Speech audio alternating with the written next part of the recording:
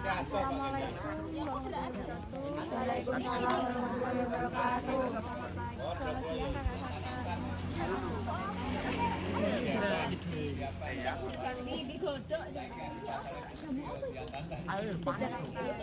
Perkenalkan, saya akan Julia yang akan menemani perjalanan kalian hari ini di Kampung Batik yang ada di. Nah, untuk Kampung Batik Kiloyo ini terletak di Dusun Kiloyo, Imogi, Kecamatan Bantul, Kabupaten Yogyakarta. Nah, di sini itu terdapat motif-motif dengan filosofi yang sangat menarik dan tinggi nilainya. Dan sejarah di masa lalunya itu dulunya para abdi dalam dari Keraton Yogyakarta sering datang ke kawasan ini untuk melakukan ziarah ke makam-makam raja di Imogiri yang nggak jauh dari tempat ini.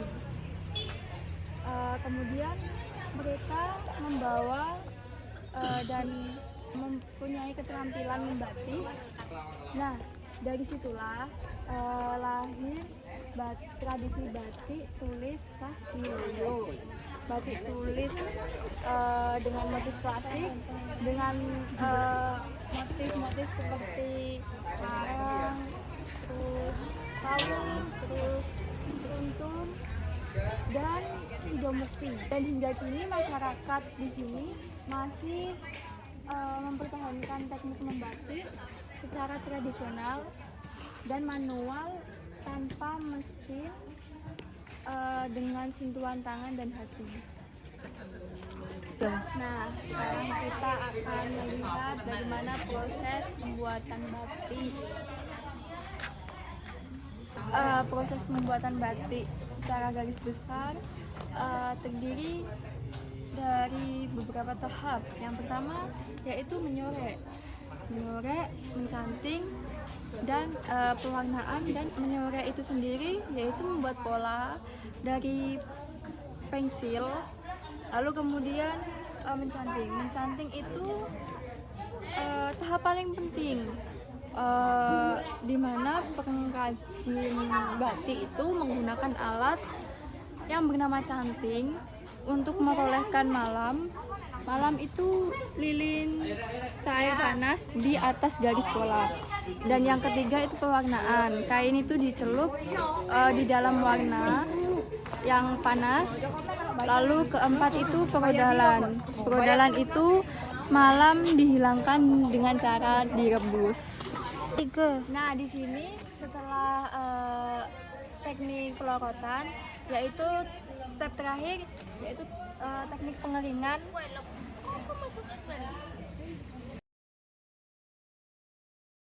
Nah, sebelum mengakhiri perjalanan kita hari ini, tidak afdol kalau kita tidak melihat galeri batik Kiloyo ini.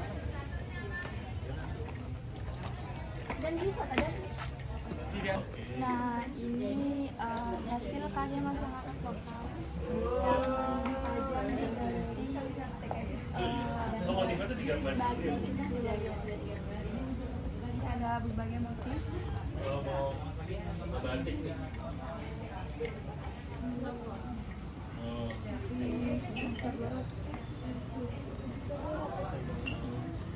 Dan ini ada selendang juga. Terus ini selendangnya.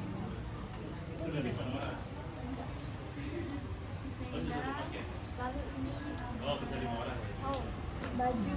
Ini kira-kira yang 300.